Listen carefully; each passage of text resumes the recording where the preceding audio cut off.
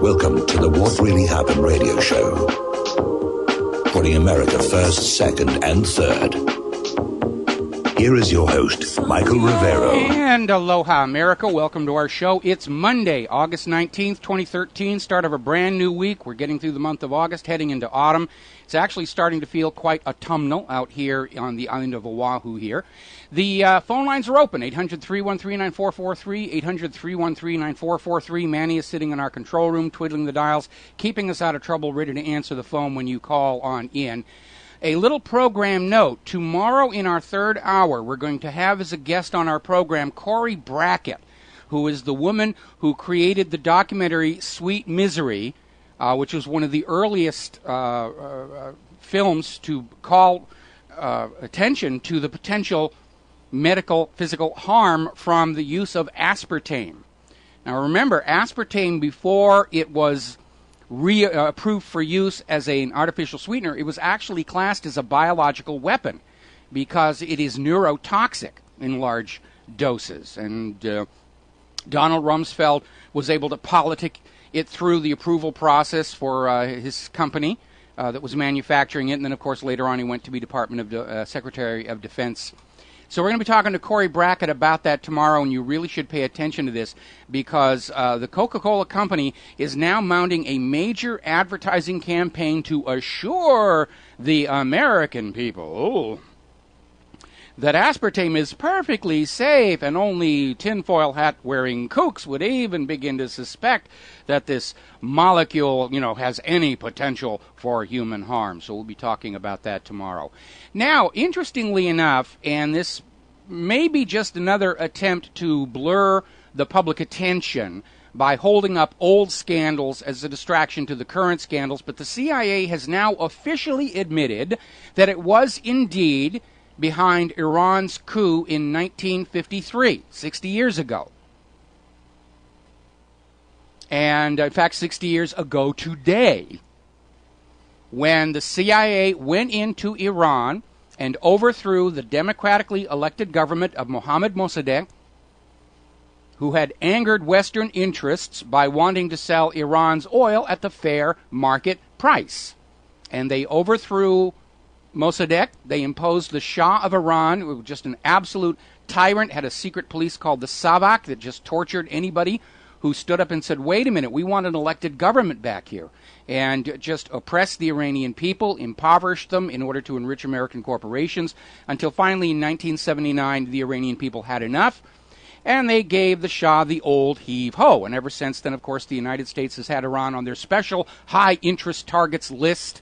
There was the aborted attempt at a coup d'etat in 2009, and the United States doesn't even bother to conceal their lust for a new invasion of Iran. Tried it once already with the Iran-Iraq war, where the United States gave weapons of mass destruction to Saddam Hussein and said that they sicked him on the Iranians. And the Iranians held him off, and then the U.S. turned around and said, you failed to conquer Iran, we're going to get rid of you. And this is the way American foreign policy seems to have been run. Now, I know on TV and movies and in our schools, we're always the good guys. We're bringing democracy to these countries. But the reality is the United States has a long history of meddling in other countries purely for the benefit of American corporations. In Iran's case, it was access to the oil at lowered prices. In the case of Cuba, the U.S. put Batista into power to gain access to low-cost agricultural products, such as sugar and fruit, impoverishing the Cuban people until finally they gave Batista the heave-ho and put Castro into power. Now, Chile's democratically elected Allende was taking his nation towards socialism, where he wanted the wealth of the nation spent on the people of the nation, and we can't have that kind of upstart behavior. And it threatened American business interests. So Allende was toppled by the CIA in 1973 and replaced with the Wall Street-friendly Pinochet. Henry Kissinger justified the coup d'etat by the U.S. government and CIA by saying the issues were much too important to be left to the Chilean voters. Just because they want to vote for a socialist government doesn't mean that we should allow that to happen. And it's that kind of arrogance behind the U.S. interventions that is the real reason for all this animosity toward the United States around the world. Of course, that's not what the government says. Oh, they hate us for our freedoms, all this other nonsense. We're bringing them democracy. We're saving them from a cruel tyrant. And the reality is that it's quite the contrary. For all this talk about bringing democracy to these countries, democracy has never followed in the wake of a U.S. coup d'etat or regime change. From 1945 to 2003, the United States attempted to overthrow more than 40 foreign governments and to crush more than 30 populist nationalist movements fighting against intolerable regimes. During that course of time, the U.S. bombed 25 countries and killed millions of people, all to support U.S. financial interests in the region. And that's what's behind all of these wars right now. Force the world back onto Bretton Woods, force the resource-rich areas of the world to sell their... We're losing our signal here. Hang on a second, if I can get it back. Testing, 1, 2, 3. We've had a failure here. Hang on a second. Okay, I cannot hear myself anymore. And all right, okay. Now it's starting to come back. Okay, we're still on the air according to the control room, but I lost my feedback here in the studio, and so I'm just going to have to keep on talking until the commercial break. So basically, this is what the United States has been doing all along, going into other countries and taking them over to serve American corporate financial interests. That's what they do. That's what they've always been doing. This is why America is hated around the world. Not because of our freedoms, not because of our religion or our standard of living or our views on anything. It's always about the money. All these wars are wars for the bankers, wars for the financial interest. And these other countries don't like having their countries messed with by the United States. If you want to end the threat of real terrorism, if there are any real terrorists out there, the fastest way to do that is to stop mucking around with other people's countries. Unfortunately, our government, because it has been financially prosperous by doing this, going back to 1945, they don't know any other way to do it. They don't know how to bring back manufacturing. They don't know how to run honest banking. They don't know how to do research and development to develop new products and industries. They don't. This is all they know how to do. Go into a country, put in a puppet ruler, crush them down into poverty, and transfer the wealth to the United States corporations. That's all they know how to do. And they're still trying to do that all over the world. Now then, more revelations coming out. Apparently the Obama administration provided information to a New York Times reporter in preparation for a book on the cyber war against Iran that basically admits Stuxnet was a creation of the United States government with the assistance of Israel, targeting Iran's nuclear power infrastructure. It was a deliberate attack to wreck nuclear infrastructure. And of course, the question that still has to be asked, knowing that Stuxnet had broken into the wild, knowing that Stuxnet was infecting computers around the Fukushima power plant, and knowing that the Fukushima power plant's emergency systems failed to operate correctly during the quake and tsunami, was Fukushima unintended collateral damage of this cyber attack on Iran's nuclear power plants? And what kind of people would carry out this kind of an attack against Iran willing to risk that they're going to destroy other nuclear facilities along the way? Betrays quite an alarming mindset. Yes, we'll wreck several other countries, but as long as we get Iran, it's worth it. That attitude of no cost is too great to secure victory is what leads to millions and millions of deaths of innocent people. We're going to take a break for commercials here. I'm going to pound on my little mixer board here, and we will be right back. And aloha, America. Welcome back to the show, and it looks like we got our system back alive. It's alive one more time here. And this salt air climate in Hawaii, it's absolutely rough on consumer-level equipment, which is what we're using out here. We don't have the money for pro radio studio mixer boards or anything like that. Now, Tom Stalka has come out with this brand-new documentary regarding TWA Flight 800. This is the 747 that exploded over the ocean just south of Long Island, New York. And hundreds and hundreds of eyewitnesses stated they saw a rocket rise up from the ocean and hit the 747 before it exploded. Now, the U.S. government story is the airplane exploded first and then zoom climbed thousands of feet, trailing burning fuel, and this is what all the witnesses saw because they were all drunk anyway. And I'm not kidding you. That's what the NTSB said when they were trying to say, all these hundreds of people saw that. They're all drunk. Yeah, you don't want to listen. That was actually the official story here. So Stalkup's documentary is out, and it doesn't go into where the missile came from. They're merely presenting all of the evidence that there was an outside event that brought that plane down. And it features former official investigators from within the TWA Flight 800 investigation who have now gone public saying they were under intense government pressure to cover up certain evidence and to go along with the official story. And needless to say, Tom Stalkup and his documentary aren't getting a lot of corporate media attention, but the representatives from the FBI and the NTSB attacking Tom Stalkup's documentary, they're getting all kinds of airtime all over the place here.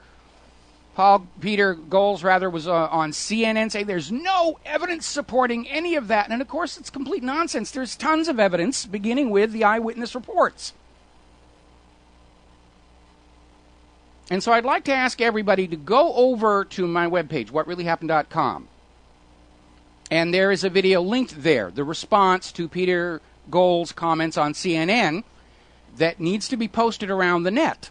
Because the corporate media, they're all putting out the official story. Oh, it just blew up from kerosene fumes in the center tank, and then it zoom climbed up, and all the eyewitnesses are wrong.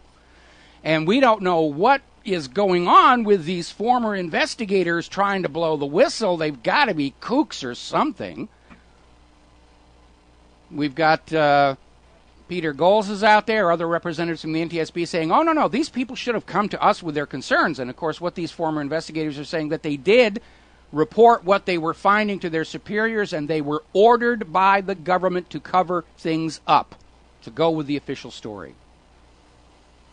Now, for myself, the reason we know the government is lying about TWA 800 comes down to something called the magic wing box.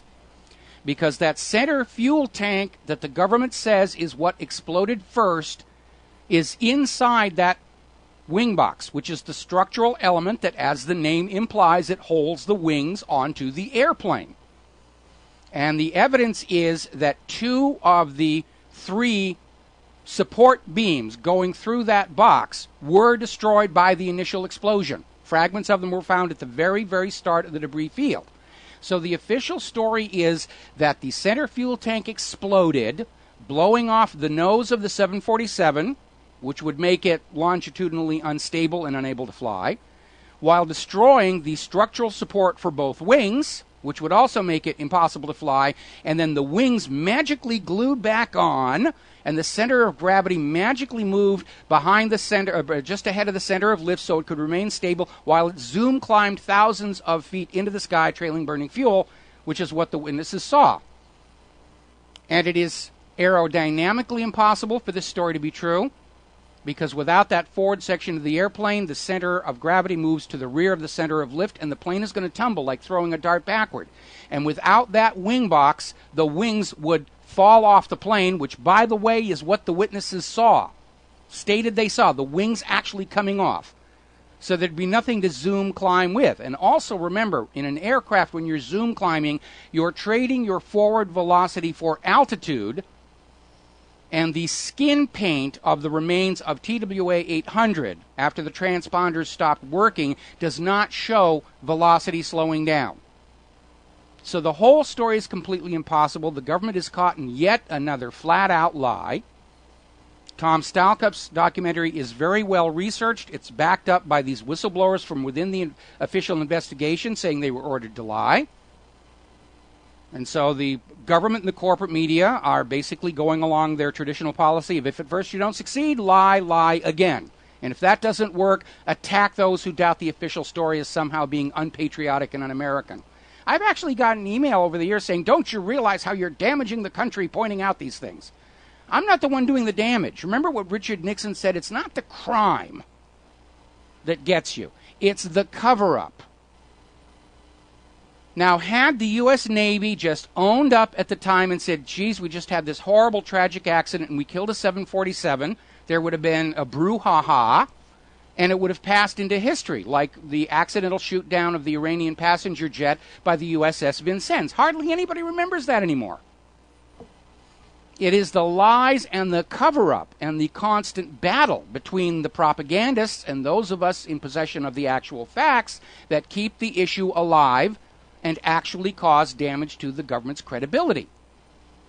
So we here in the Truth Movement, we are not the ones damaging the government. The government damages itself by ducking responsibility for the things it is doing wrong.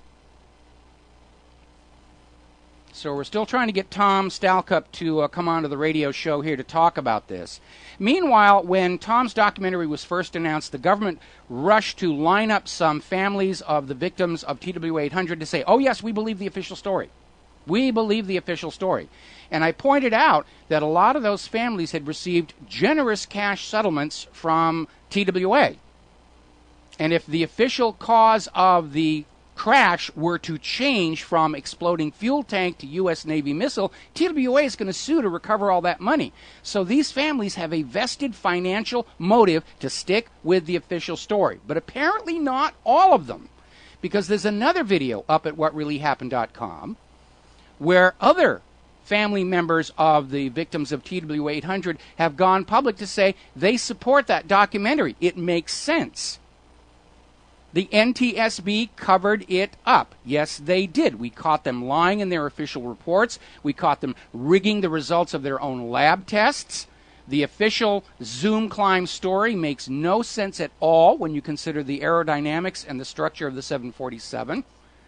It's another cock and bull U.S. government piece of propaganda, and they got caught at it. And all this government can think of doing is saying, oh, no, we told the truth. They're lying. We told the truth. We told the truth. You know why? Because the instant the government acknowledges even a single one of these stories, then all of the cover-ups start to unravel. And it kind of makes me wonder why the CIA officially acknowledged being behind the Iran coup d'etat in 1953, because that's been something the independent media and the blogs have been talking about for years. And so the CIA just came out and said, yeah, those conspiracy wacko kooks were right. They're still wacko kooks, but yeah, they were right. We took down Mohammad Mossadegh. Aren't we clever? So anyway, speaking of declassified, this November is the 50th anniversary of the assassination of President John F. Kennedy, and apparently much of the Warren Commission's private files that were declared classified are due to be declassified. So that story is going to start unraveling. We're going to take a break for commercials. We will be right here back. And aloha, welcome back to our show. And I want to ask you a couple of questions. And I want you to think about this very, very hard. How much of your tax money at a time when the government can't take care of the roads, can't take care of the bridges, is trying to stiff retirees and pensioners, scaling back police, fire departments during a time like that, how much of your tax money is the government spending to lie to you? It seems to be a lot. I remember when TWA 800 first happened. It was very obvious. The government had paid propagandists all over the net trying to shout down people talking about the missile, trying to throw all kinds of ideas out there about what had happened, trying to protect the reputation of the United States Navy, which even at that time already had a record for accidentally shooting down passenger jets. So they're doing it all along. Public relations firms like Hill & Knowlton openly advertise services where they will plant 20, 30, as many as it takes, paid posters into various blogs trying to control the discussion. And all of this costs a lot of money. The United States government is one of Hill & Knowlton's biggest customers. Remember that whopper that Hill & Knowlton came up with about the stolen Kuwaiti incubators? And this girl got up there in front of the TV cameras and said she was a Kuwaiti nurse, and those gosh darn Iraqis were taking the premature babies out of the incubators, leaving them on the cold floor to die, and taking the incubators back to Iraq. And it turned out it was a complete fraud, The girl was not a Kuwaiti nurse. She was the daughter of the Kuwaiti ambassador, and the entire propaganda story was cooked up and promoted by Hill and Knowlton. And they charge buku bucks for this. They're one of the, very prosperous public relations firms out there. Public relations is a very polite name for, if you give us money, we will peddle your lies to whoever. Now the next question. Where in the Constitution of the United States of America is the government authorized to spend your tax dollars to lie to you? I dare anybody to find that in that document. And we just put up a poll at whatreallyhappened.com, asking a very simple question. Do you approve of the U.S. government spending your tax dollars to lie to you? I'm sure we'll get a few yeses from the implanted observers. In fact, yes, there's one vote already for yes. And 97%, of course, are saying no. They don't approve of the U.S. government using our tax dollars to lie to us. If they want to lie to us, they got to dip into their own wallets. Actually, they shouldn't lie to us. Carrying that whole thing forward, where in the Constitution is the United States government authorized to lie to the people? It isn't in there. And while we may cut some slack for protecting military secrets in time of war, I would argue that under the Constitution, the government doesn't have a right to lie to the people merely to save its own embarrassment. And when the government lies to the people, it acts illegally, unconstitutionally. It delegitimizes itself with each and every lie, and it ceases to be the legal government of this land.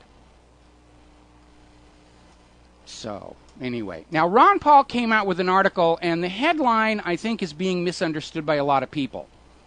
He's saying why the 2,776 NSA violations are no big deal. And a lot of people are saying, what, is Ron Paul protecting the NSA? No, he isn't. The point he's trying to make, and probably needed a somewhat better headline on this, is that the NSA is admitting to 2,700 violations of the rules to obscure the fact that they're listening to millions and millions and millions of phone calls which they claim are authorized, but we don't know where that authorization comes from now that the FISA court that is supposed to be the legal authority for all of this spying is saying they have no control over the NSA. And so Ron Paul's point is, don't be lulled into a false sense of privacy by being told that there are only 2,700 violations of privacy out of a nation of 330 million Americans. The problem is far more widespread than that. Meanwhile, remember last week where the U.S. government officially declassified Area 51 in the Nevada desert, and the corporate media was illustrating this revelation, which wasn't a revelation. We've known it's been there for a long, long time, Area 51. It's right between Area 50 and Area 52. But the corporate media was showing all these clips from movies about aliens and spaceships and UFOs, and apparently somebody in the bowels of power in Washington, D.C. actually thought that if they wagged UFOs at us, that we would forget all about Benghazi, all about the IRS targeting dissidents, all about the Department of Justice targeting reporters, all about all this other stuff. We'd forget all about Floodgate, and we would go chasing off after flying saucers. And that didn't work. And so now they're wagging Princess Diana at us. New revelations, the SAS murdered Princess Diana. Why is it coming out now? It's coming out now because we have a governmental structure that is absolutely on the defensive with regard to Floodgate. And they're just trying to throw stuff out there, hoping to lure people away. Lure them away from all of these scandals, some of which are impeachable. Misuse of the IRS to target political opponents was an article of impeachment against Richard Nixon. It should be an article of impeachment against Barack Obama. Now, obviously, the big news internationally is over there in Egypt, and it's hard to get a handle on exactly what is going on because there's been a lot of disinformation thrown out there. I'm going to be getting into some examples here. But we're seeing this story over here from Desert Peace, how Israel is urging support for Egyptian terrorism, meaning the military crackdown.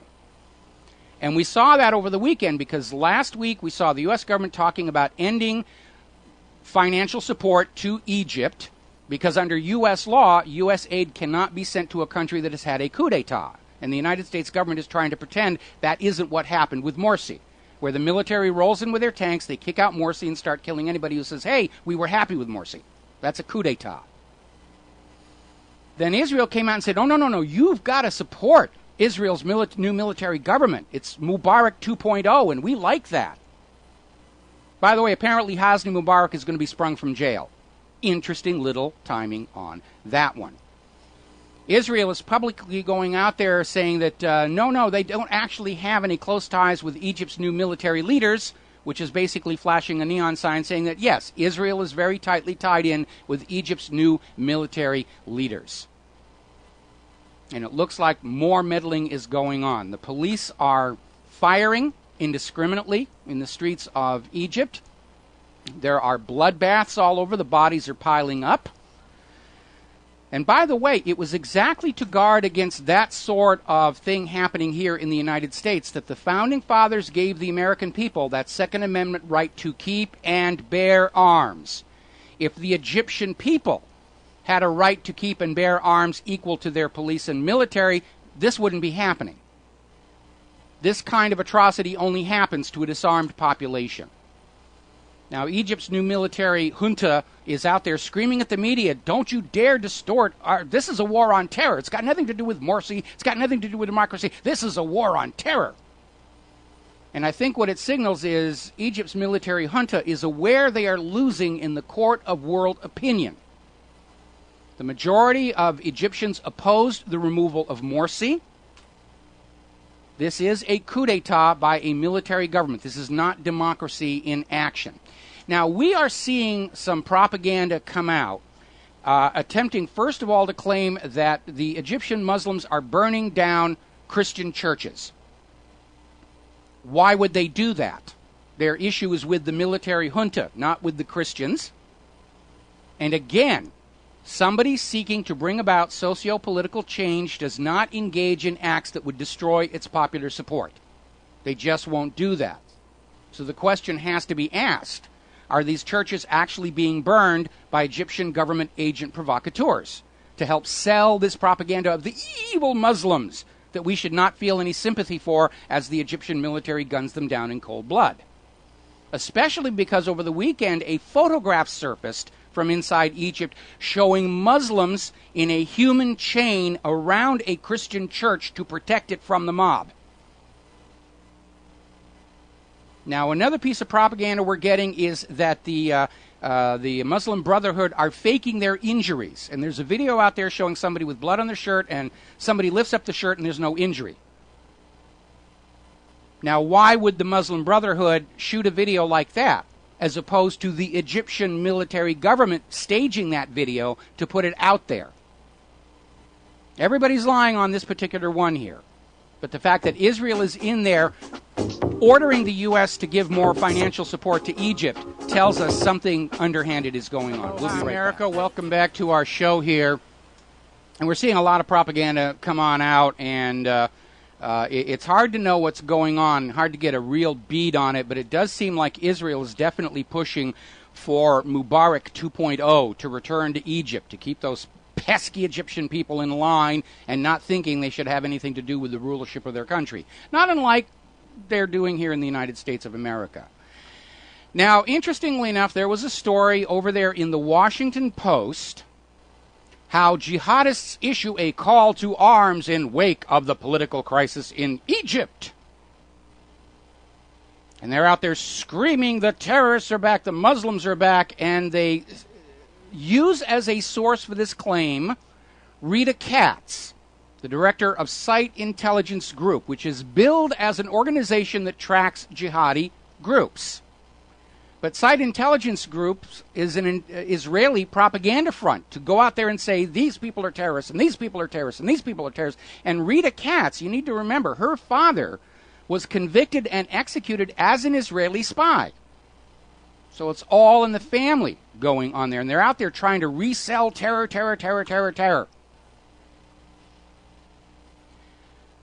Now, nothing is done without consequences, and there is a backflash already starting in Egypt, which is turning this whole operation into a major foreign policy blunder.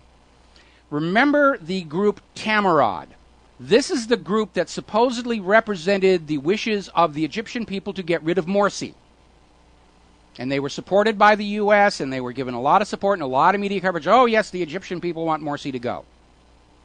And now they are poised to be a voice in the new Egyptian government. So far, so good. Except Tamarod is now out there getting petitions signed for an end to all United States foreign aid, through which the United States could control the new incoming government of Egypt.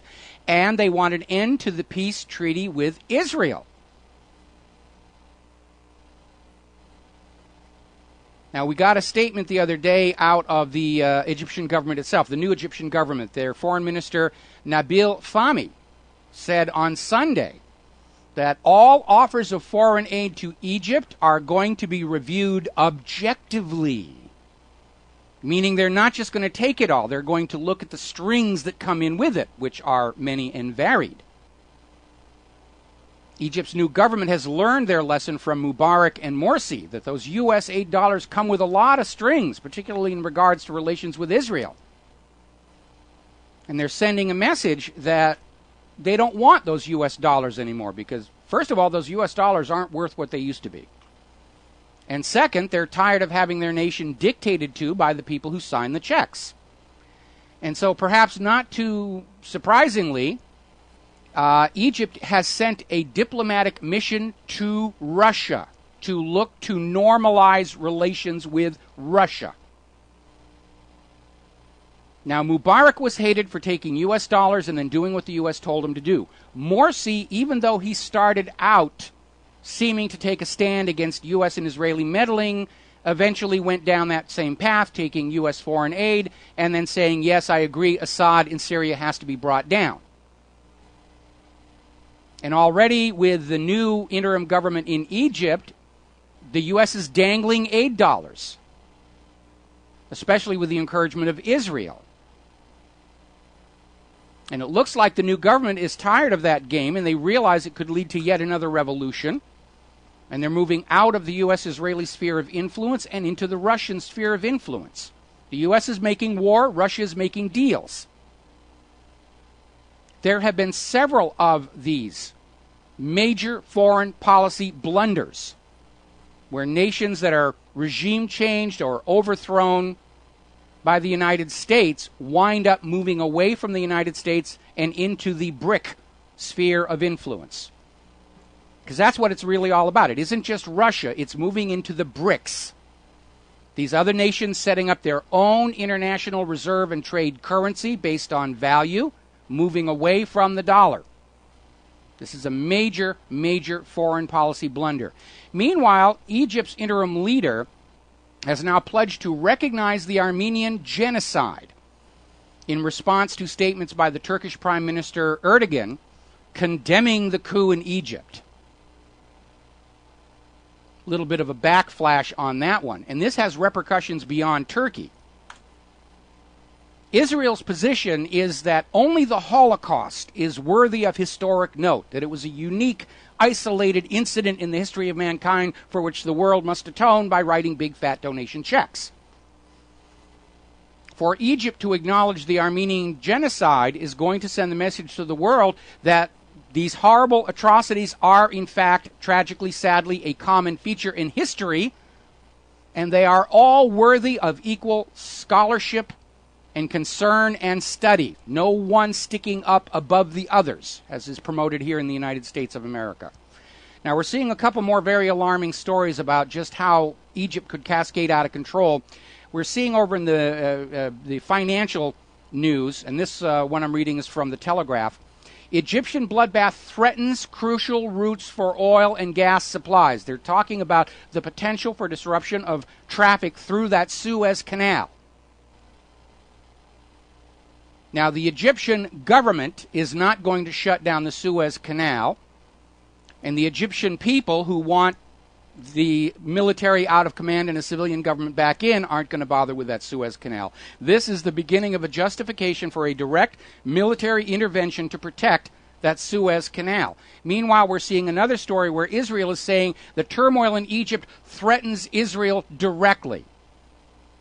They're building a case for Egypt to retake the Sinai while Egypt's military is busy cracking down on the Egyptian people. So this thing is just going to spin completely out of control, and everybody's already saying, oh, how can I use this? How can I use this to justify seizure of the Suez Canal? How can I use this to justify taking the Sinai? Everybody's looking for an angle on this.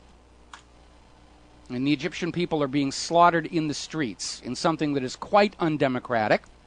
And under goading from Israel, the U.S. is sending in money and weapons to help the Egyptian government do this.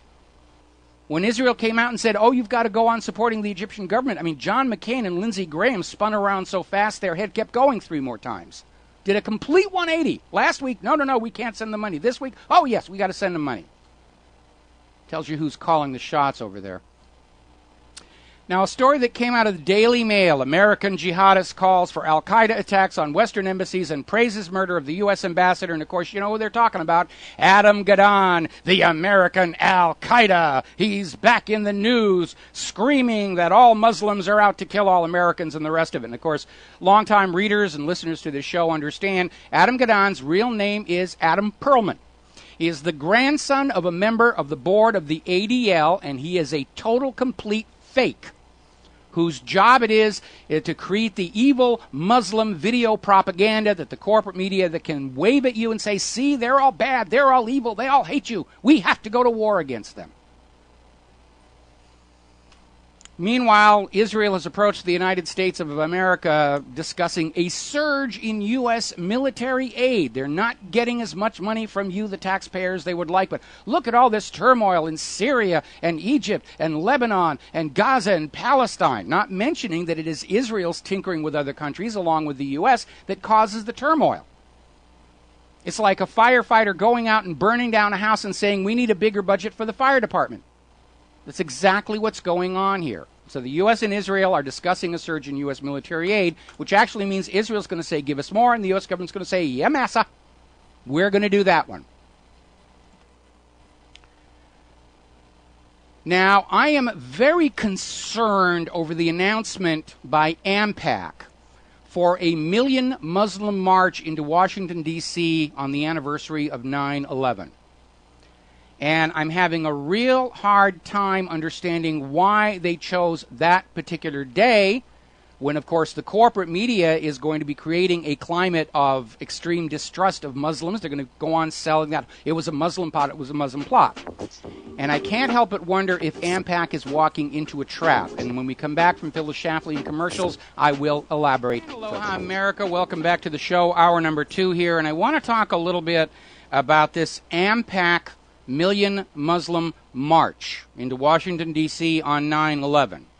And basically, the march ostensibly is all about calling on Obama for greater transparency in government, which he's been promising but not delivering, and to basically try and raise public awareness for the unfair way Muslims are presumed to be villains and demonized in our society, not unlike how Nazi Germany would demonize and villainize the Jews, and automatically blamed for everything that goes wrong despite a complete lack of evidence. Now, those are laudable goals, but I think in holding this march on 9/11 is a bad strategic move because of the negative associations against Muslims caused on that date. Now, maybe they're trying to walk into the lion's den and show their courage, but I have to be very, very concerned because we live in a nation where the U.S. government is desperate for some kind of violent incident in the United States of America, first of all, with which to demonize Muslims even further, to justify declaring a national emergency, martial law, seizing the guns, and so forth.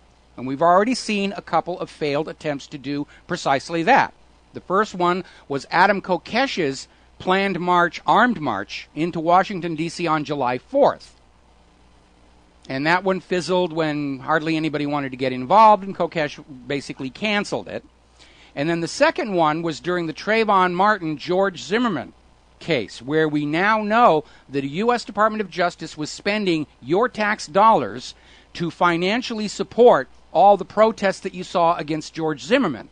And in the days leading up to the delivery of the verdict on George Zimmerman, what we were getting from the corporate media. Oh, if Zimmerman's acquitted, there'll be riots. If Zimmerman's acquitted, there'll be riots. Riots all over. Riots here, riots there, riots everywhere. Zimmerman was acquitted, and with the exception of some obviously staged acts of vandalism for the benefit of the media cameras, there were no nationwide race riots because the American people saw it coming. So my concern is this million Muslim march into D.C. is a wide-open, engraved invitation for the United States government to have agent provocateurs infiltrated into the crowd to cause a ruckus. Now remember what happened back in August of 1970 when the anti-war movement decided, was actually lured into holding a peaceful anti-war protest on Harbor Boulevard outside Disneyland in Anaheim, California. And this was all set up by the undercover FBI informants on those college campuses. And then once they were marching on Harbor Boulevard, these undercover FBI informants led the crowd into Disneyland, hopped over the turnstiles, caused a whole amount of vandalism, took over Tom Sawyer's Island, and behaved in a way that allowed the corporate media to demonize them effectively in the American press. They were smoking marijuana out on Tom Sawyer's Island and just sort of behaving like wild people. They beat up Mickey Mouse. How dare those people? And in a single stroke, the credibility of the anti-war movement was destroyed, derailed. And later that same decade, though, when the Congress was forced to hold hearings into the COINTELPRO operation by the FBI, it came out. This whole thing was organized and orchestrated by the FBI under orders from the Nixon White House to derail the anti-war movement. And so my concern, and we're trying to get Dr. Kevin Barrett to come on the show to talk about this, is however well-intentioned this million Muslim march into D.C. is for 9/11, it is a wide-open opportunity for agent provocateurs to get in there, cause damage, start shooting, set off a bomb, and basically hand the government another golden opportunity to demonize those gosh darn evil Muslims. And if it gets really wildly out of control, to declare national emergency and martial law. And like I said, the stated intent of the Million Muslim March are laudable goals, and it's being promoted as a peaceful march, but I would exercise extreme caution to make sure that whoever is marching in this Million Muslim March isn't getting a paycheck from some agency of the United States government. Because this government has done these dirty tricks before. They love these dirty tricks.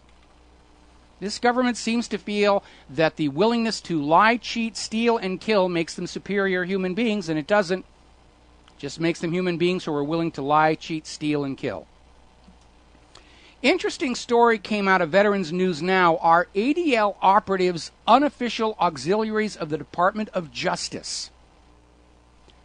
And they're basically responding to 850 pages of FBI files about the ADL obtained under the Freedom of Information Act. Now remember, the ADL has been caught spying on Americans for Israel. Huge stink out in San Francisco. They had to settle out of court. And apparently there are all these incidents where the FBI was working with the ADL. The ADL was conducting investigations on behalf of the FBI. And, of course, the ADL is denying it and saying it's just the anti-Semites, so forth and so on. But then we have this other story that came out today over on Press TV, where the ADL ordered YouTube to disable Press TV's account.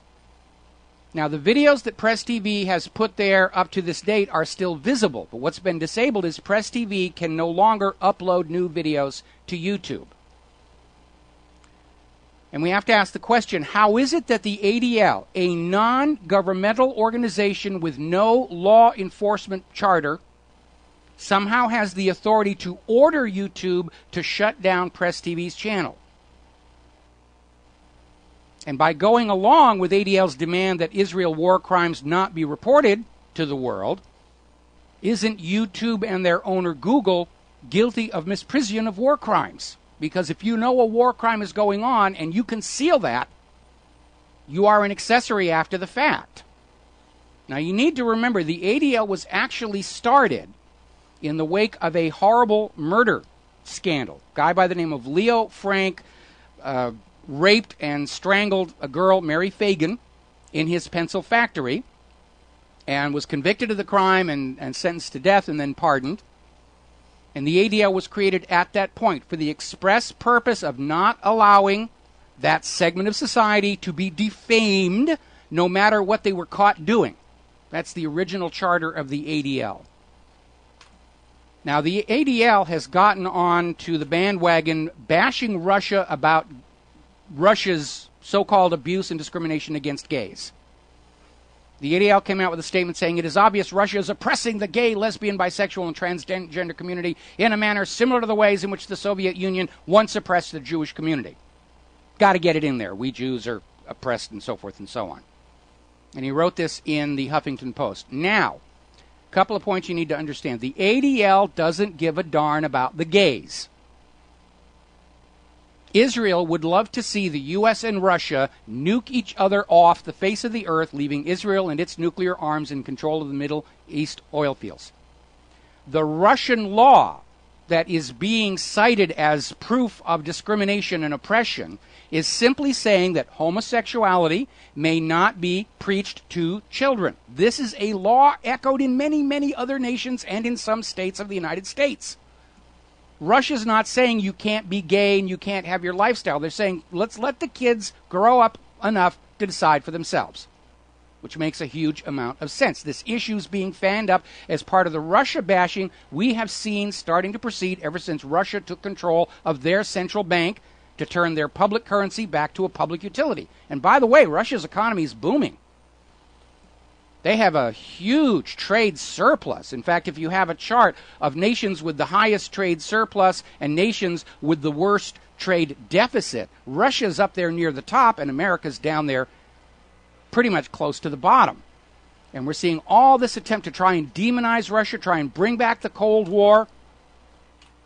And it's got nothing to do with the gays or anything else. It all has to do with private central banking wanting to perpetuate their scam on the rest of the world. Going to take a break for commercials. We'll be right back. Aloha, America. Welcome back to the show here. And in the last segment, I had this story where the ADL apparently ordered YouTube to disable Press TV's account so that Press TV can no longer upload new videos. Their old videos are still there. I think it would have called way too much attention to it had they simply deleted the channel completely. But Press TV is reporting YouTube will not allow them to upload any new videos out of concern that the videos might be showing war crimes committed by Israel. And I asked the question, where does ADL get the authority to order Google and YouTube to do anything? Because we have this other story over from the Daily Mail where Google has said the British government has no power and authority over us, and we're just going to go on doing whatever the NSA tells us to do with regards to spying on the British subject. So apparently ADL has more power and authority in world affairs than the British government. Kind of an interesting revelation there. Apparently Al Jazeera will no longer be available on World TV after August the 8th. Well, I guess they're already off the air because it's the 19th.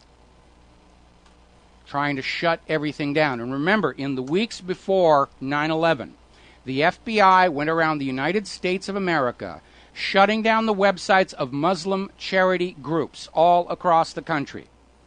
So that when 9/11 happened, there were no online voices able to stand up and say, wait a minute, we don't actually know these were Muslims. We're getting the bum's rush here. And if there's going to be a new 9/11 on 9/11, then obviously they're going to be taking steps to make sure that opposing points of view, anybody who might challenge the official story about anything, is somehow mysteriously silenced. Now, over the weekend, there was a huge kerfuffle over in Great Britain where Glenn Greenwald's partner was detained while going through the Heathrow Airport for 9 hours under the Terrorism Act. And Glenn Greenwald is saying it's a failed attempt at intimidation because he's not intimidated. He is furious. And apparently, according to Glenn Greenwald's partner, All he was asked about for the whole 9 hours was what The Guardian would be publishing next. What was Glenn Greenwald going to come out with? Because last week, Glenn was saying the more shocking revelations are yet to come. So this is outright harassment. And even in Great Britain, there's a lot of people saying, wait a minute, that was way overboard to grab this guy and hold him at the airport for 9 hours, screaming at him about what is The Guardian going to print next. If you want to know what The Guardian's going to print next, buy a subscription. Goodness knows The Guardian could use new subscribers because their readership has been in decline along with the rest of the corporate media. Story over at 12160, and this is a bit of a flashback as we talk about just how pervasive this spying and monitoring of the American people is. Story that anybody who attended Occupy Wall Street with a cell phone on their person, whether they used it or not, their identities were logged.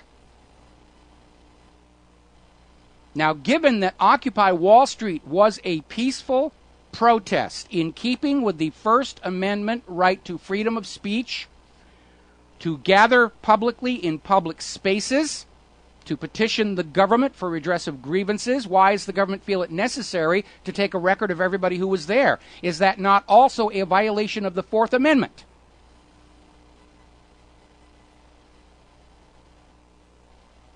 Over in Germany, there's a new phenomenon. People are starting to smash those closed-circuit TV cameras. Just at random, starting to take them down. They're sick of being watched. They're sick of being looked at. And by the way, over in Great Britain, which has the highest per capita concentration of cameras watching their people, it did not, in fact, have any impact on crime at all. Because very little crime actually takes place out in the middle of a street where the cameras are aimed. 99% of crime takes place indoors someplace. A home that's been broken into. The back room of the store. So over in Germany, they're starting to smash those cameras. We're going to grab a phone call here. Jim in Georgia. Aloha, Jim. Welcome to the show. What's on your mind? Hey, Michael. As far as Muslims, I'm not worried about them at all. I know a lot of them that run convenience stores and that, and they're great people. But if we go by crime and killing people, it's not the Muslim population at all. There's one population that's killing more people than anyone else in this country, and I don't want to say who it is. So, but we all know. So. Well, there is no question that Muslims are the designated scapegoat for what's going wrong with society. Every tyrant in history picks a segment of the population that can be easily targeted, very difficult to defend, and they say they are to blame. Nazi Germany did it to the Jews. The United States is doing it to the Muslims. It is that plain and obvious what's going on. Okay? People need to realize every day when I pick up the paper and read, it's in the state of Georgia, in the city of Atlanta, murder, murder, murder, and it's not the Muslims. So, thank you, Michael. All right, you're welcome. Yeah, it absolutely is. I mean, I've known a lot of Muslims in my life. They're very peaceful, calm people, much less aggressive than Christian evangelists, a lot less aggressive and pushy than followers of Judaism. And again, look at the military history of Iran versus the United States and Israel. Iran has not launched an aggressive war of conquest in over 200 years. They've defended themselves during the Iran-Iraq War, but they're not in the habit of starting wars. Contrast that with the United States and Israel that can't seem to go 6 months without starting another war on somebody else to keep their power going here. Getting back to surveillance and spying here over in Ingenious Press, they've got an article talking about Apple is creating the new technology to help the police hide police brutality from the public.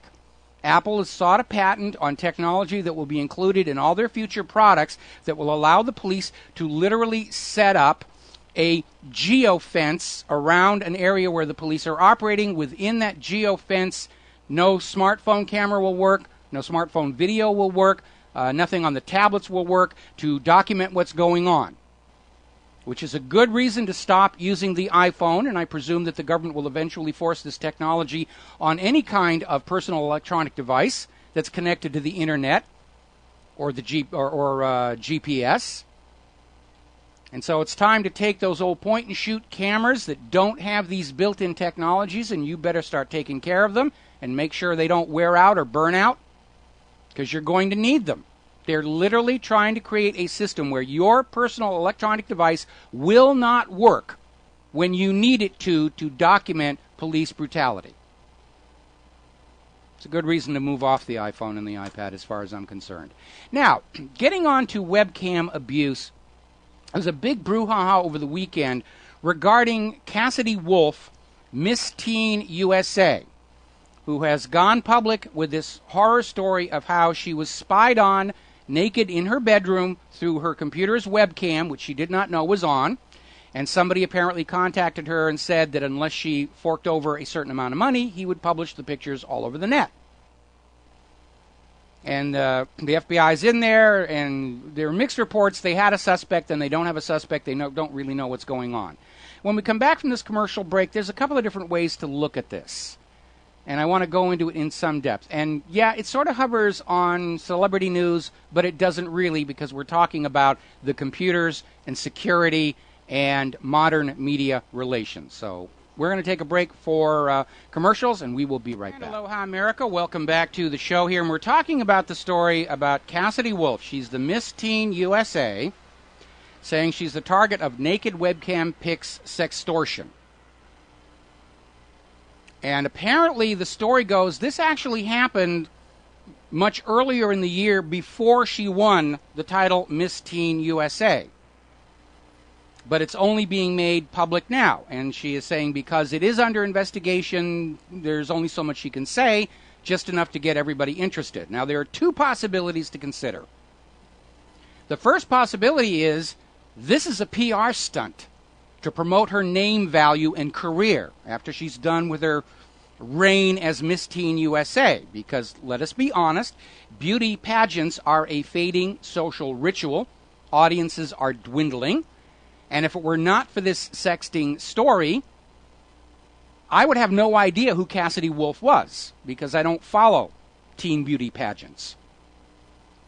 And the fact that none of the other potential Miss Teen USA winners, none of the other pageant contestants seem to have had this done to them. Why was this one girl targeted ahead of her actually winning the title? So there are reasons to think that this is being promoted to get her name value, to get name recognition from which she can springboard into film and TV contracts. But let's for a moment just stipulate for a second that the story is real, that Miss Teen USA walked around in front of her computer completely naked and somebody got some pictures.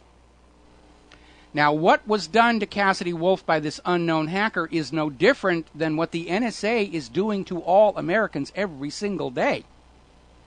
Remember that whistleblower over at ABC News? The NSA does monitor communications between serving military and their spouses back home and trades the really sexy stuff back and forth with other NSA workers.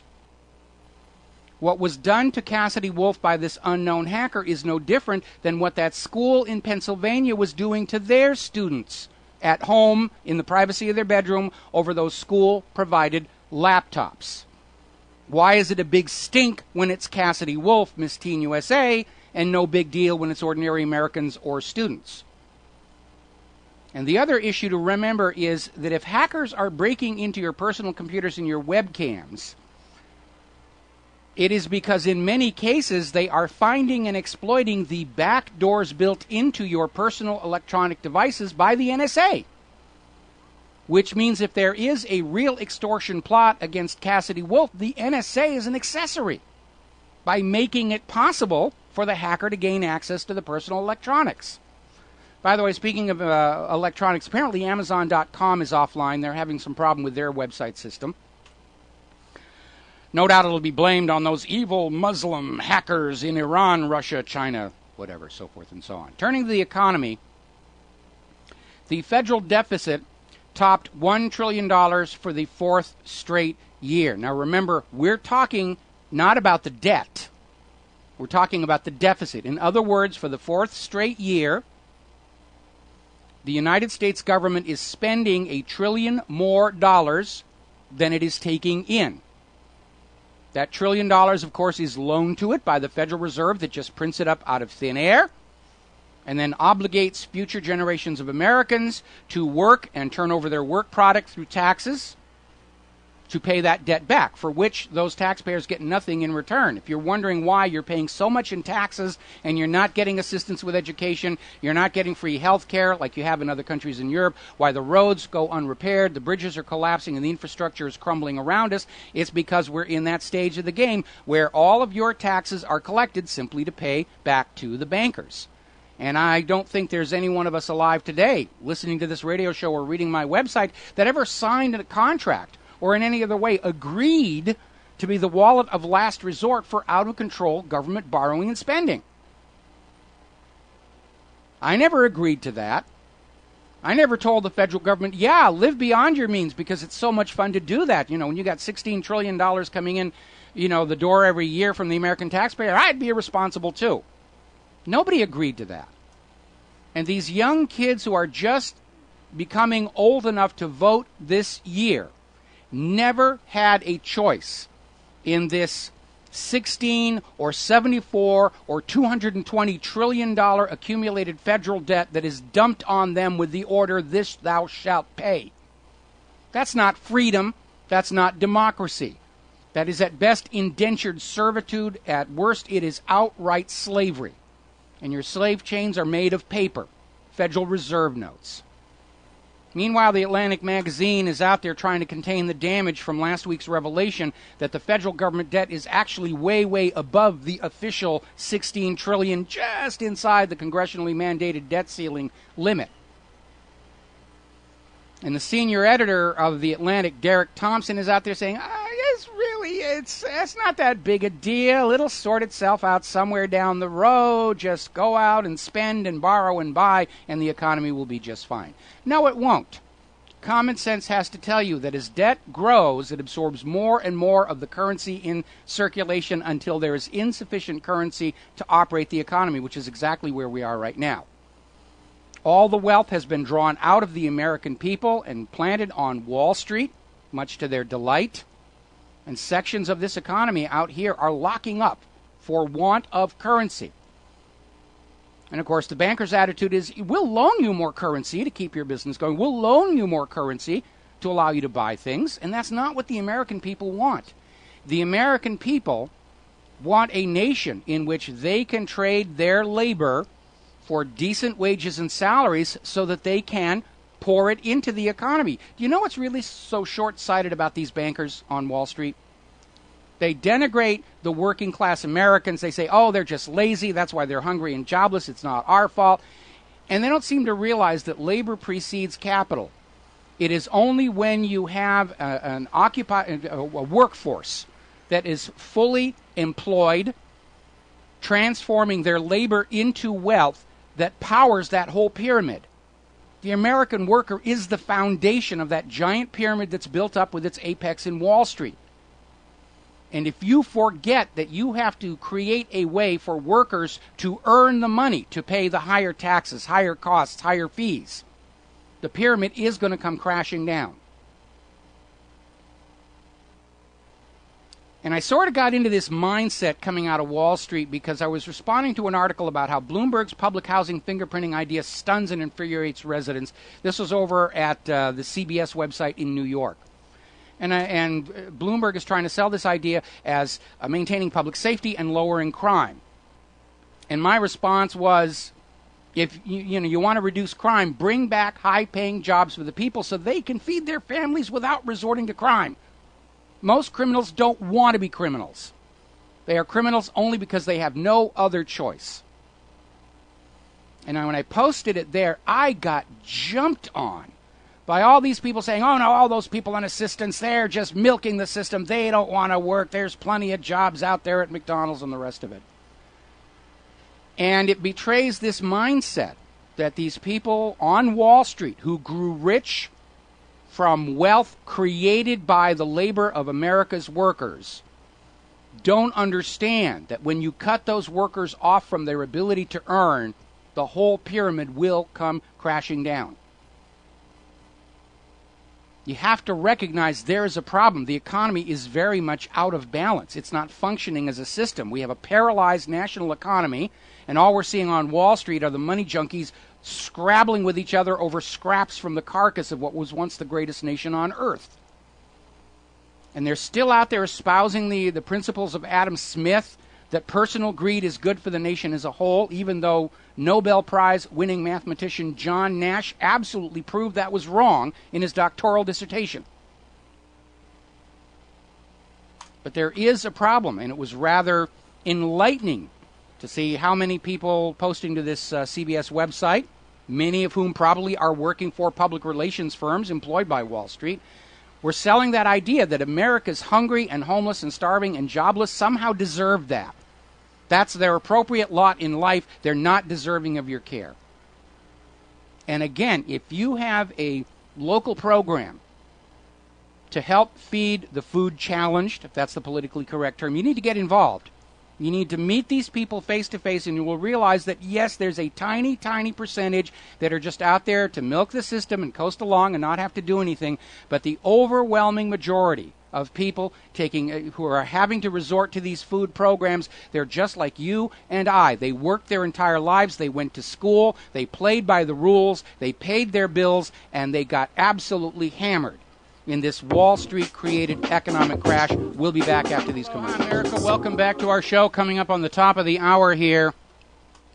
Now, last week we were commenting on the growing trend of militarization of the civilian police force here in the United States of America, and the possibility that it is itself a massive propaganda campaign to brainwash Americans into reacting with intense fear and horror merely upon seeing a uniform, as a way of oppressing us even further than we already are.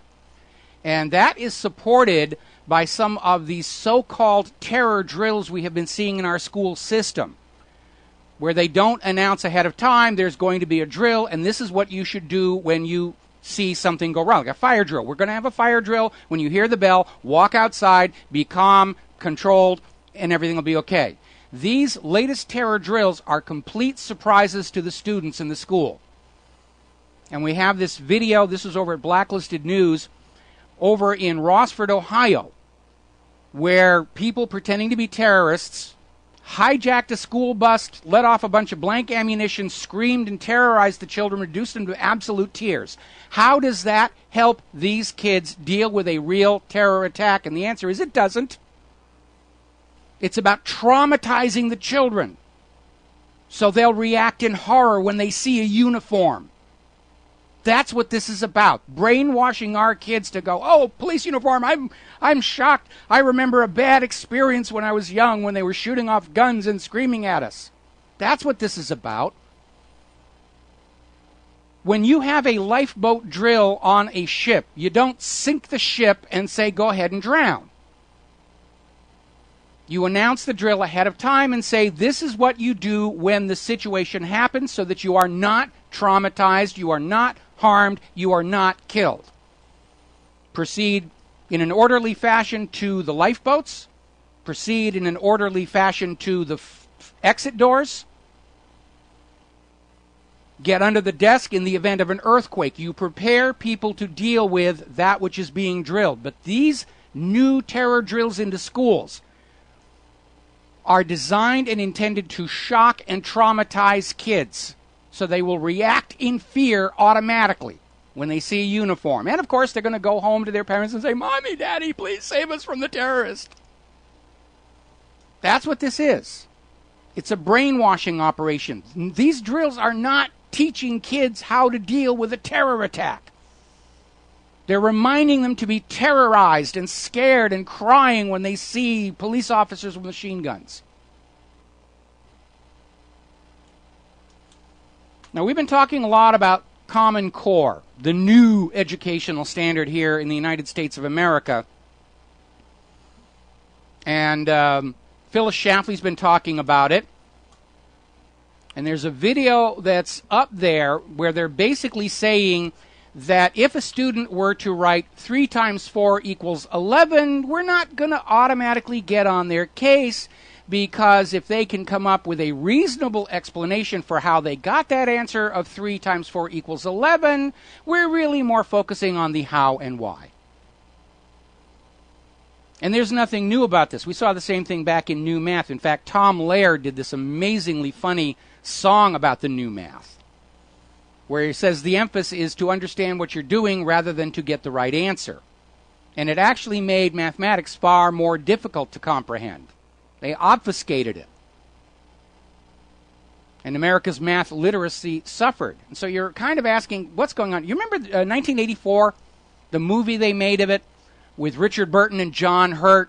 And Richard Burton is torturing John Hurt to admit that 2 + 2 = 5. It's the exact same thing going on here. And you know what it is?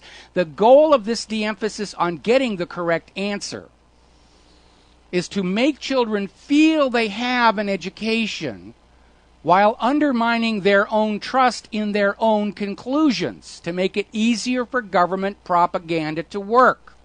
The government says X, and the kid says, I think Y, but I'm not really sure. So they go with X. It doesn't get more obvious that our children are being brainwashed away from using their own minds by making it impossible for them to evaluate what's going on around them or trust the result they come up with. That's what this is all about. Yeah, it's okay if they say 3 times 4 is 11. The idea is the important thing. No, it isn't. If you're doing math, the idea is to get the right answer. Otherwise, you wind up with completely uneducated bozos like, Al Gore, who's on video saying that the temperature of the Earth's core is millions of degrees.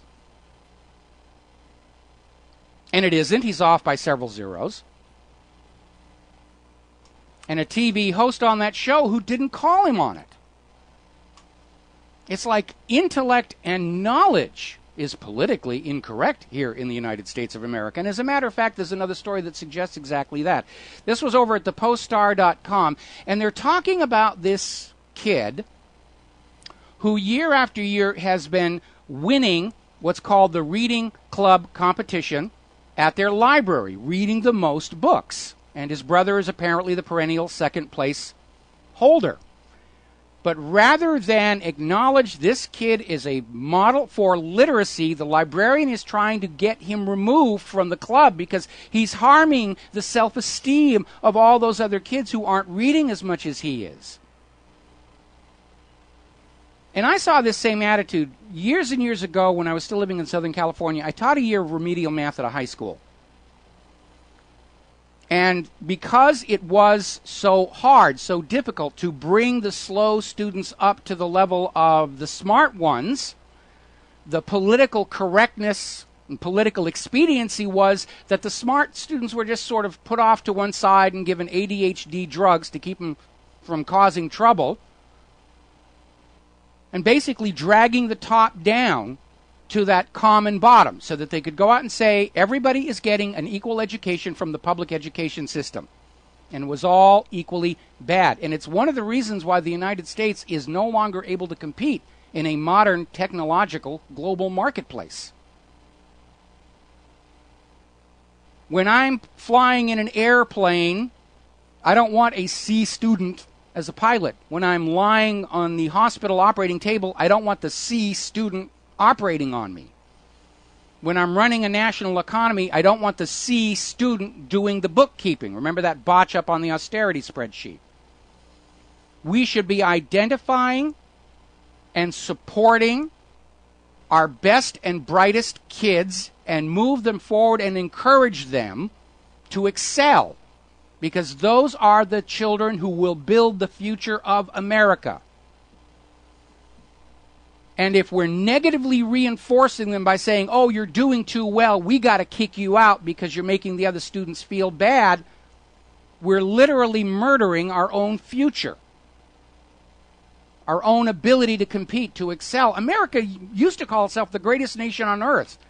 And it was because we had the greatest people on earth, the greatest education on earth. And we weren't afraid of intelligence and achievement and accomplishment back then. But today it's politically incorrect. Oh, you're doing too well. We have to slam you down because you're making the other students feel bad. Well, the other students should feel bad. They should be encouraged to catch up. Not told that they don't have to try academically because the smart kid in the class is going to get slapped around anyway. What kind of short-sighted thinking is that?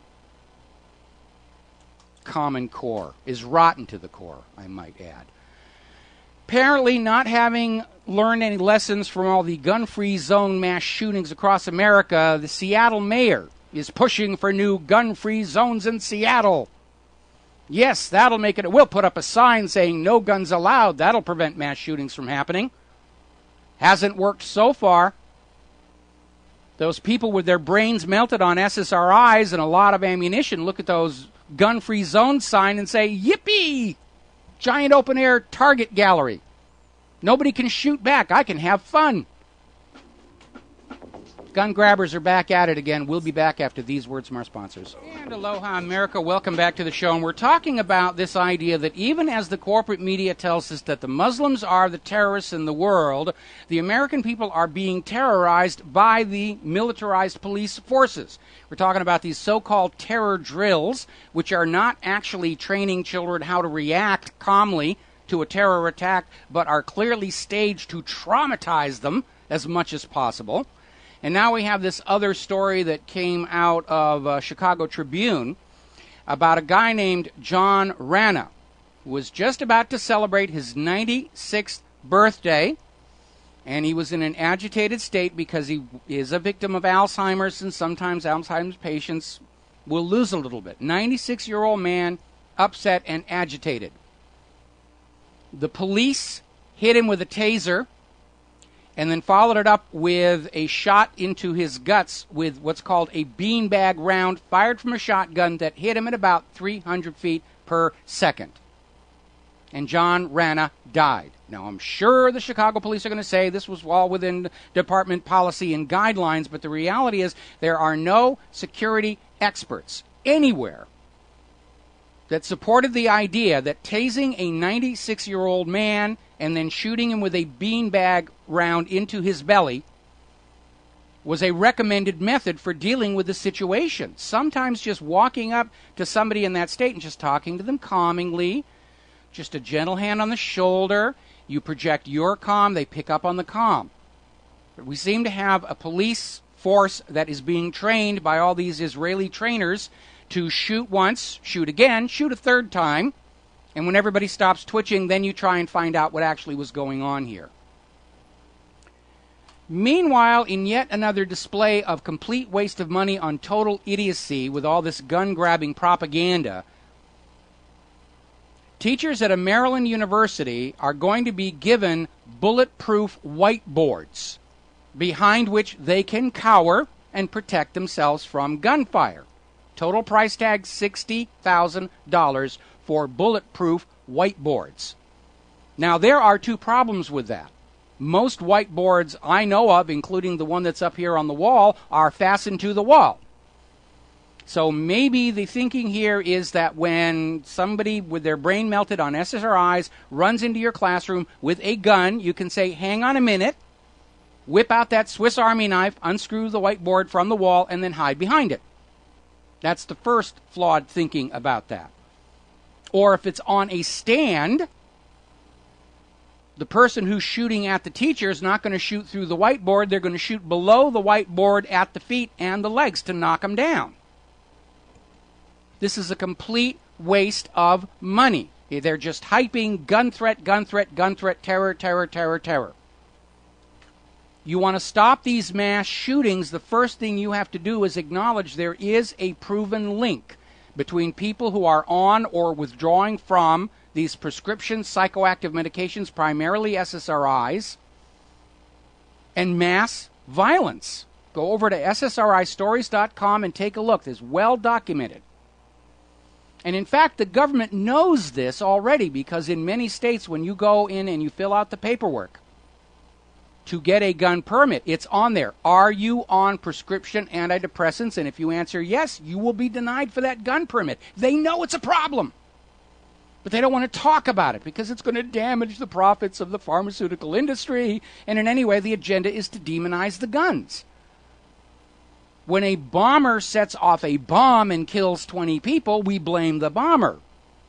But when somebody with their brain melted on SSRIs takes a gun and kills 20 people, they blame the gun. It was the gun. Evil demons in the gun just leapt out on that innocent person and caused him to pull the trigger. And yet, of course, obviously, and rightly so, the person pulling the trigger does go to jail. But the propaganda is, it's the fault of the guns. It's the fault of all the guns here. Man, they're cranking up the propaganda like nothing we've ever seen. Over in Salon.com, the Carbonazis are back as we end a relatively cool summer, a record cold Arctic summer season. And the climate experts are back out there saying, yes, we're more certain than ever before that climate change is caused by human beings. And the reality is that Fukushima poses far more danger to human life and mankind than carbon dioxide ever will. For all the screaming about reducing carbon dioxide emissions, every time there's another volcano that erupts, all that CO2 goes back up in there. Sakurajima in Japan just had a record eruption. We've got a volcano down here on the next island that-a-way. It's been erupting continuously for almost 20 years. And it's putting more carbon dioxide into the atmosphere than all the human activity on Earth. They just demonize CO2 because they can blame that on you and use it to guilt you out of money and obedience. And remember, a few months back, NASA admitted that carbon dioxide in the atmosphere does not, in fact, behave like a pane of glass in a greenhouse. It actually acts as an atmospheric coolant. It's all a scam. We live in a world where governments and corporations lie to you to get your money, to get your obedience. It's all they know how to do. It's like Coca-Cola with their new ad campaign that aspartame is really good for you. And not too long ago, the high fructose corn industry was trying to put, it's just like sugar, and that campaign cratered. And so will this one about Coca-Cola. Now we've got a political candidate up in Oregon is out there saying, really, we ought to take that radioactive waste and just sort of spread it uniformly all over the earth from airplanes because a little radiation's good for you. They're back to trying to sell you that one. As Fukushima radiation starts coming onto the west coast of North America and Hanford continues to leak into the river system. Now, over at enews.com, experts in Japan are saying that the amount of radioactivity increase in the ocean off the shore of Fukushima cannot be explained only by the groundwater runoff. There's something else going on that's pouring out huge amounts of radiation through what they politely term other contamination routes. In other words, somewhere underneath Fukushima, there are 3 100-ton blobs of melted reactor fuel that are fissioning spontaneously. And the fission products are sintering out through the ground, out below the floor of the ocean and up through the floor of the ocean.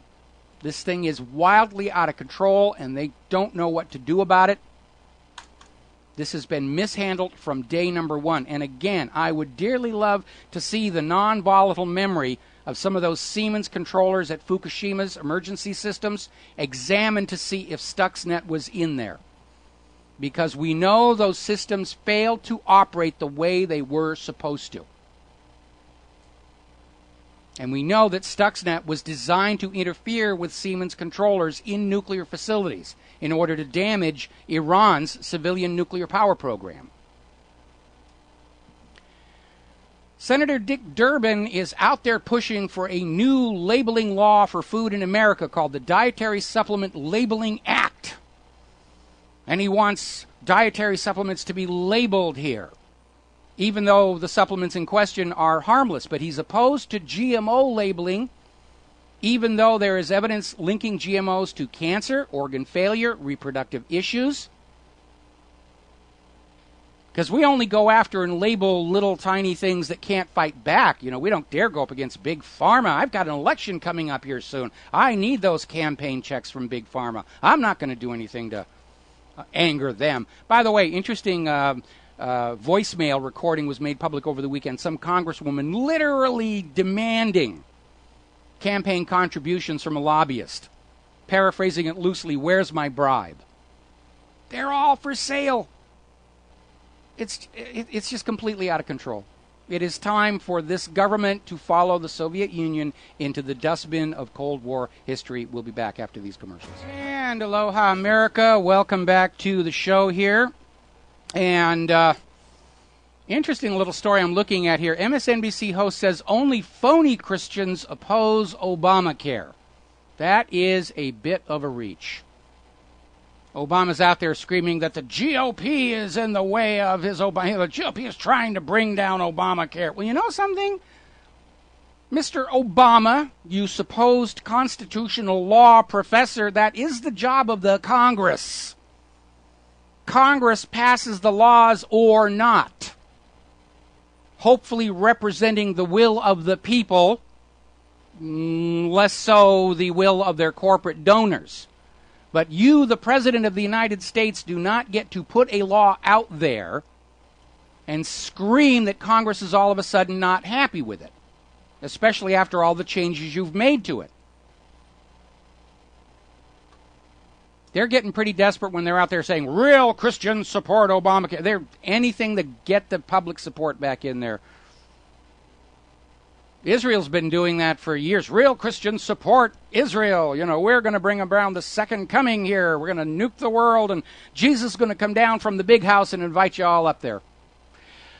All righty, down in Brazil, the Ministry of Agricultural Development is warning Brazilian farmers that genetically modified BT crops, pesticides, and monocultures are responsible for the plague of caterpillars that is devastating the country's agriculture. Remember BT cotton? What a disaster that was over in India.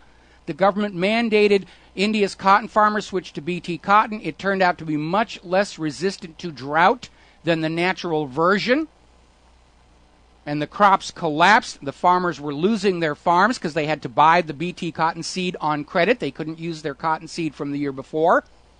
Triggered an epidemic of suicides across the country. So now they're down there in Brazil. And the Ministry of Agricultural Development is saying you should stay away from this stuff. And it's warning farmers whose farms are near to genetically modified crops to take preventative measures. So this problem with GMO and GM crops is spreading around the world, and so is global awareness about it. But of course, here in the United States of America, you're not allowed to know about those problems. Monsanto can't sell these things to anywhere else in the world any longer, despite all the politicking. So I'll just sell them to you, the American people. That's what you're good for here. Oh, my goodness. We had a chemical plant explosion over there in Florida. It didn't work too well. By the way, apparently, when you're hearing about all this flooding that's taking place in some parts of the country, apparently at least one nuclear waste disposal site was caught in the floodwaters. Apparently, there was radioactive waste stored at this plant in Florida that exploded. Just going all over the place here. Now, if you are a follower of cable TV, and if you watch Time Warner Cable, you probably noticed that some of the channels have been blacked out recently because of a sales contract dispute with CBS, most of which I didn't care about, but for some reason the Smithsonian Channel was caught on that, and I do miss that one here. And apparently, inevitably, this has triggered a surge in piracy for those CBS shows. And I remember it was not too long ago, HBO was saying actually they viewed piracy as a good thing because they promote their shows through word of mouth. And the more piracy there was, the more people were seeing the single episodes and then signing on to view the whole series here. But there are still lawyers out there trying to make money off of copyright infringement for all that it's worth. And inevitably it turns out that it's an entrapment operation. Comcast has now confirmed that a popular Pirate Bay honeypot, which is a collection of downloadable software, video, music, was being run by the Prenda law firm, whose entire existence is nailing people for copyright infringement and settling out of court.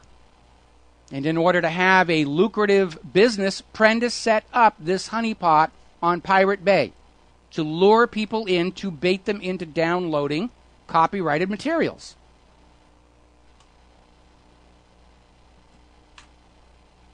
They're creating, they can't solve real crimes, they can't solve real problems, they'll create something that they can use to make money here. Alrighty, let's see. More scamware is hitting the website. And by the way, there's a pop-up that says you have to update your video player. Be very careful about that one. It uploads malware. Apparently, during Microsoft's recent middle-of-the-month patch update last week, one of the patches they put in conflicts with a rootkit that is on a lot of machines. And rather than sort of disengage graciously and say there's a problem, apparently the new patch prevents Windows from even booting if this rootkit is present. Now, fortunately, Kaspersky has put out a free tool to make sure you don't have the rootkit, but it shows that Microsoft is not being as careful with their patches and updates as they might be, because a lot of Windows machines got taken down. And it's a huge, involved process to get your machine back up and running. Let's see. More scams and stuff like that. Oh, this is a fun story. I absolutely love this one here. Apparently, there was this religious family that doesn't believe in abortion or homosexuality, and they decided to leave the United States. They set out to sea in their boat to see where God would lead them. And they left San Diego and promptly got lost at sea and had to be rescued. Alrighty. By the way, there was an interesting article that came out over the weekend, and I put it up at whatreallyhappened.com. There's been another study that shows that as a class, generally, there are exceptions both directions, but as a class, atheists tend to have a much higher IQ than the general population. And, of course, this prompted a huge fury and outcry. You're accusing religious people of being dummies. Well, I didn't do the study, and I didn't come up with the result. And yes, there are some very brilliant people who believe in the imaginary playmate in the sky, and there are some dullards who have just decided it's a lot of hokum. But as a general trend, people with higher IQs are less in need of the blind assurances that religion provides, because they can figure things out for themselves. The United States government does not want Americans to travel abroad. This is from Ingenious Press, and it's an older story. I'm kind of cleaning up some of the direct that's accumulated at the bottom of the talking points list. And we have seen a trend with TV shows like Locked Up Abroad that say, oh, if you go to this country and you do something bad, they'll lock you up. And I've noticed recently a lot of reality shows that used to tour the entire world are now shooting only in the United States. And we understand budgets are being cut. Even reality shows have a fixed cost. And most of them, because there are so many reality shows, their audiences are very limited.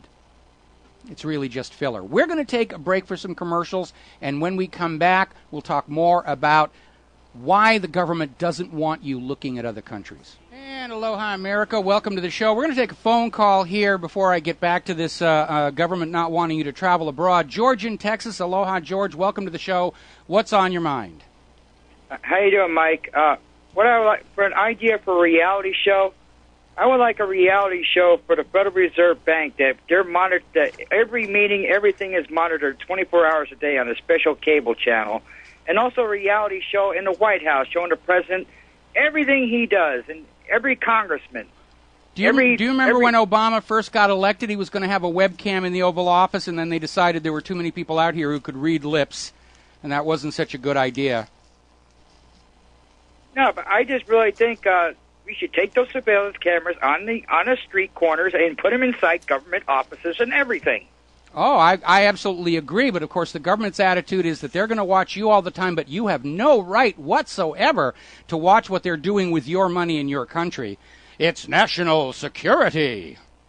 It's a good idea. It's not going to happen. Maybe we'll build it into the blueprint for the new America. That if we're going to have a surveillance system out there that's capturing all the phone calls and everything, that it ought to be aimed at those financial players on Wall Street and members of the elected government. And if you don't want to live under complete 100% transparency, don't run for office. Well, oh yeah. Also, another thing, I did find out that that a lot of Israeli police officers are running these police academies and training the police officers. And personally, I'm thinking about writing to the university saying I'm not going to attend any of your football games or anything. I want those Israeli police officers out.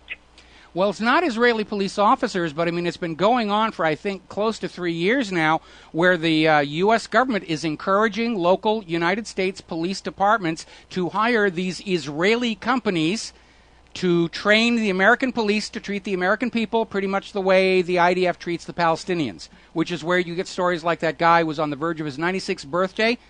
They tase him, then shoot him with one of those beanbag rounds at 300 feet a second, and then he falls over dead. Well, we also when the Israeli companies do these training, they got to put a legal. We should tell them to put a legal disclaimer.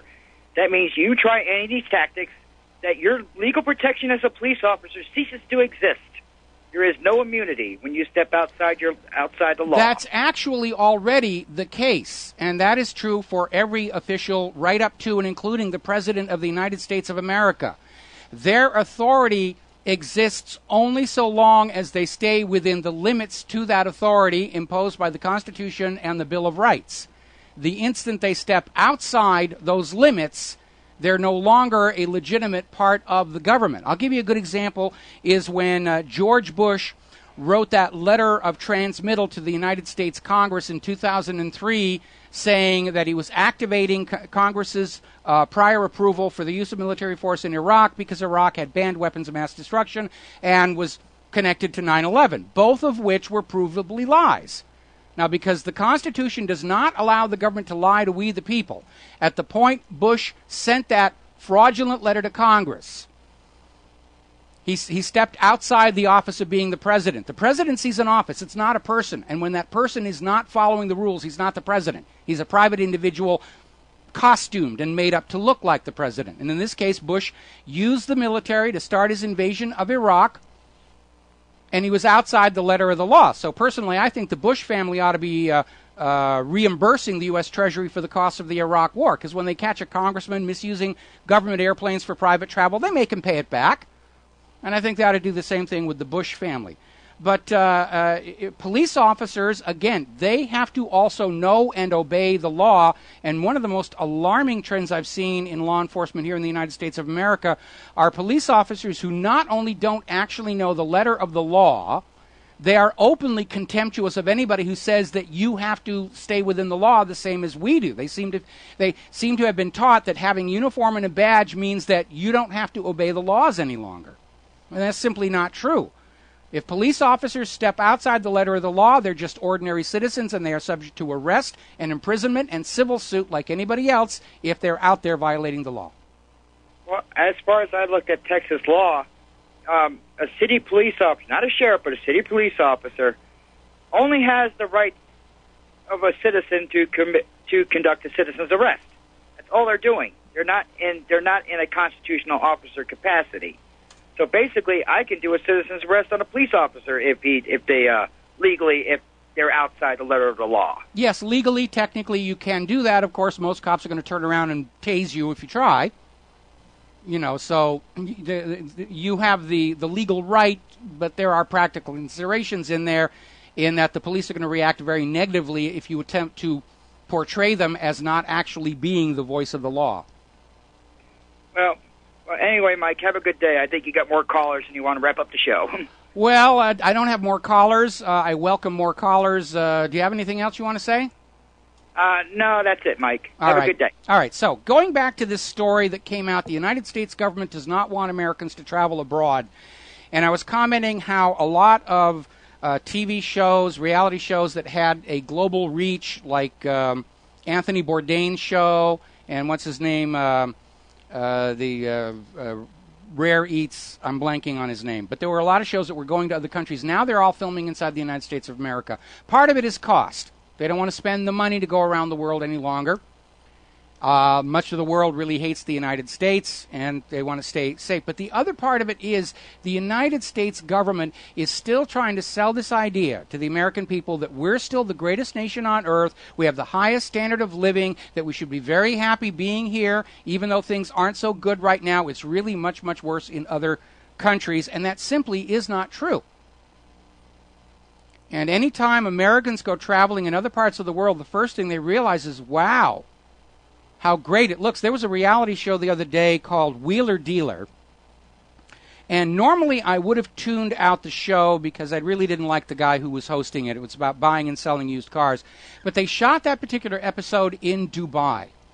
And as they were driving around, showing him finding the cars and just, the high per capita instance of supercars that are owned by the population, my wife and I were sitting there saying, what a clean, beautiful, well-maintained city. It's just absolutely gorgeous. And then when we drive around here in Hawaii at all the potholes in the roads and everything's cracked and dirty and corroded. And I think one of the reasons why the government doesn't want you looking at other countries, discouraging you from that, is basically to stop you from leaving and saying, wow, it's obviously much better over there. And I bought into the propaganda, too, growing up in this country. We're the greatest nation on earth. We've got this. We've got the highest standard of living. And then because of my film career, I got to travel and work in other parts of the world, in Great Britain, Germany, Italy, New Zealand, Australia, all kinds of places like that. And everywhere I went, it was just amazing. Wow, this isn't what we were seeing in the American corporate media about how terrible life is in these countries. It's really very, very beautiful. And I remember consistently getting an attitude from the people in these countries that I visited how clueless Americans were about the rest of the world. And I was made aware of it only because after being there for a while, I would get a variation of, for an American, you're actually pretty well plugged into what's going on. Most Americans we see are in love with America, and they think they're the greatest thing on earth. And even back then, I was already starting to plug into what was really going on with the U.S. government and its wars of conquest, and people did respond to that. But I think it's basically, there's one more aspect to that. The United States is literally poised at declaring war against that part of the world that refuses private central banking and refuses to sell their resources for U.S. dollars. And they don't want the American people to have an opportunity to see the people living in those targeted countries as being ordinary people, going to work, taking care of their children, raising their family, and just living their lives like everybody else. Because we're seeing this constant propaganda to try and demonize, those Muslims. They're all evil. They're all terrorists. Be afraid of them. And if you actually got to walk a mile in their moccasins, if you actually went out to websites that just had photos of everyday life in Iran, and you'd realize immediately they're not monsters. They're not certainly not comparable to the monsters we have inside the Beltway. And I think that's why the United States is very subtly trying to isolate the American people from the people of the rest of the world. Don't want you to get ideas that maybe it's not a good idea to drop white-hot flaming death from drones onto those poor people here. Alrighty, we're coming up here on another break. When we come back, we'll be talking a little bit about the hunger strike in California. We're going to be talking about a few more embarrassments for organized religion and wrapping up the show for today. So we'll be right back after these words from our sponsors. And aloha, America. Welcome back to the last segment of our program today. And as you're probably already aware, there's a major, major scandal going on in California where prisoners have gone on a major hunger strike, which has already resulted in one death and the hospitalization of several others, all due to the fact that the prisons are severely overcrowded because they're filled up with people given harsh sentences for very, very minor drug offenses, while the really big criminals in our culture go to Washington, D.C. and Wall Street. Now, last week, Eric Holder said that maybe the time has come to reduce the sentences on minor drug crimes, and I'm absolutely in agreement. the idea that you can be thrown in jail for smoking a marijuana cigarette. Horror of horrors, the tobacco company doesn't get the profits and the government doesn't get tobacco taxes. That's why we have to outlaw marijuana. But marijuana is not the horrible, horrible curse on America that it was portrayed in films like Reefer Madness, which is now considered a joke in terms of school propaganda. And yes, I had to sit through it and watch it when I was in school. And then I went out and found out they were lying all about that marijuana. I remember when Henry Mancini went public saying that, yeah, he smoked marijuana all the time. It was where he got his creativity to write all that fabulous music. It's all about protecting profits and tax revenues. That's what it's really all about. That's why they wanted marijuana to go away. You could grow it in your backyard, and if you're growing marijuana in your backyard, then you're not going to march on down to the local store and buy your cigarettes that the government gets a piece of the action of. That's why they're always after the moonshiners. It's not that the moonshine is good or bad.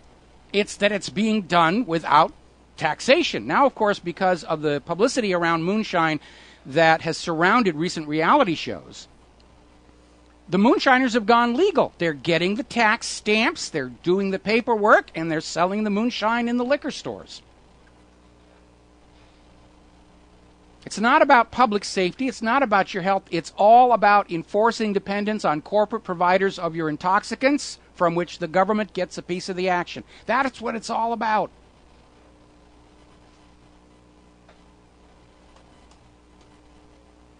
So let's see. So we got this horrible hunger strike out there in the California prisons, and the corporate media really isn't paying a lot of attention to it because there's really nothing they can do about it. California doesn't have the money to improve the prison situation. The smart thing to do would be to start going in there and saying, okay, somebody who's here for smoking a marijuana joint, you're out. Get out of here. California's problem is they don't have jobs for these people to go to. So if they let them out of prison, they're going to be driven back into crime because there are no other options. I don't know. I think maybe we need a new public works program. Let the prisoners out, have them work on rebuilding the dams, resurfacing the roads, rebuilding the bridges. I'm sure they'd go for it. At least it's a living, and they get out of the city and get out of prison. They're out in the wilderness areas, which is kind of pleasant here. Let's see. Apparently, an official of the Archdiocese of Boston was caught with a prostitute receiving oral gratification in the cemetery behind his church. Kinky. Very, very, very kinky. Up in Oregon, Reverend Angel Armando Perez was sentenced to 6 years in jail for sexually abusing a 12-year-old boy, and tried to basically say that he was innocent of any wrongdoing because he was so drunk he doesn't remember what happened. And I point these things out here because all of these members of the clergy portray themselves as the earthly representation of a divine moral authority. And yet, from the behavior of the priests, that has to tell you that just isn't so. If they're not listening to the boss, why should you listen to them? Anyway, been another embarrassment down in I forgot where this was. This was at liveleak.com, and I forget where it actually happened. We talked about this the other day, where there was this tree with these clear drops of liquid on there that were declared to be the tears of God, and the faithful were flocking around. And at first I thought it was just sap. You know, amazing. The tears of God look, smell, and taste like tree sap. And it turns out I was wrong. Apparently it is an excretion from aphids feeding on the particular type of tree it is called the crepe myrtle. And it's a very sweet tree, and as a result, the excretions from the aphid are likewise very sweet and accumulate heavily during warm temperatures. And apparently the reporter covering this story walked across the street to another crepe myrtle tree and found it was also covered with these clear liquid droplets. It was all over the neighborhood, but this one is the tears of God here. I love this story. Down in Mount Vernon, Texas, there was a local bordello, that was going to expand its business. And they got the building permits, and they were starting to enlarge their facility. And the local church declared that this place was a den of iniquities, and they were going to pray for God to destroy the bordello. And apparently, just as construction was being completed, lightning hit the bordello and burned it to the ground. And the church proclaimed the power of prayer, how they had called on God to destroy this bordello, whereupon the owner of the bordello sued the church, saying, look, if you want to take responsibility for the burning down of my business establishment, I'm going to take you to court. Be careful what you wish for there. Be careful what you wish for. Apparently there's another scandal at Fort Augustus Abbey in the Highlands, which has been closed for 20 years and seemed to escape the firestorm of scandal regarding predatory sexual behavior by the priests. But apparently some of the victims are starting to surface, and documents have surfaced saying that, yeah, they were doing it pretty much like any of the other students were. I mean, see, nearly every Benedictine school in England has been involved in a child sex abuse scandal. It's amazing, amazing, amazing stuff. All right, that's it for the talking points for the show. I cleaned out the list, and we'll start fresh tomorrow here. But I saw an interesting article on the corporate media early today, and it was rather depressing. This was on Fox News, and they said a survey conducted by one of their surveyors had found that roughly 1/3 of Americans cannot actually name one of the rights recognized by the First Amendment to the Constitution of the United States of America. 1/3 of Americans don't even know what that First Amendment is supposed to do. Now, maybe part of that 1/3 of the Americans are recent immigrants to this country who, even though they are expected to learn the Constitution and the Bill of Rights, fail to do so.